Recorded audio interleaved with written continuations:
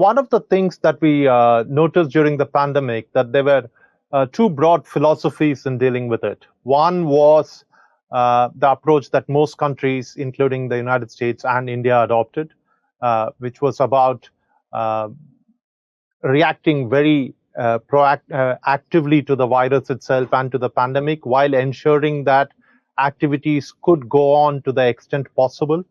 The other one is exemplified by China, which follows a zero COVID approach.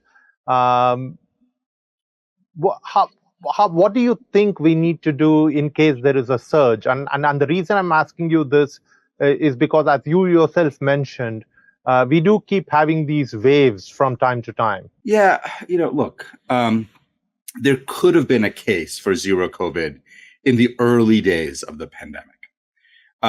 At this point, it doesn't make sense to me as a strategy. It's certainly not the strategy that India is pursuing. It is not the strategy that the United States is pursuing. And here's why.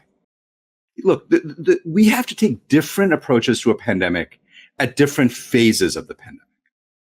And when you don't have any tools, when you don't have vaccines, you don't have treatments, you don't have good diagnostic testing, being more aggressive in controlling the virus makes a lot of sense.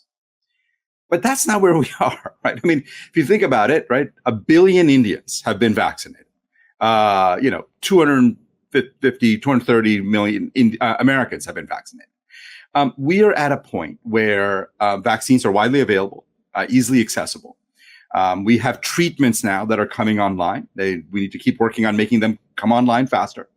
In that context, I think zero COVID, to me at least, doesn't make a whole lot of sense. What it seems to me is at this point, it's about managing the virus, making sure that it doesn't kill a lot of people, that it doesn't disrupt society, that it lets us function. But the virus is going to be around forever. I don't fully understand how a zero COVID policy is sustainable over the long run. I would say that I'm very pleased to see that Omicron in general has been less severe than Delta. But if you think about it, Delta probably was more severe than Alpha or the original variant, right? So we did see evolution to more serious. Now we've seen evolution towards less serious. And my hope is that we will continue seeing evolution towards either the same or more or less serious over time. But I would not assume that that is a given that viruses can really surprise us. Talk to us a little bit about the evolution of vaccines. How do you see coronavirus vaccines evolving over time? Yeah. So first of all, I would remind us what a remarkable achievement the coronavirus vaccines have been, right? Whether it's Covishield and Covaxin in India, obviously Pfizer, Moderna, the AstraZeneca vaccine in Europe. These were all vaccines that we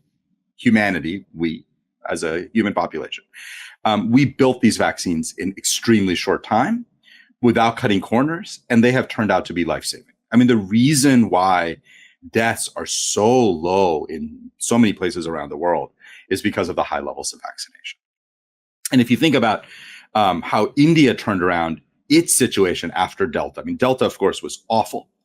But then you saw this massive ramp up of vaccine production through Serum and elsewhere.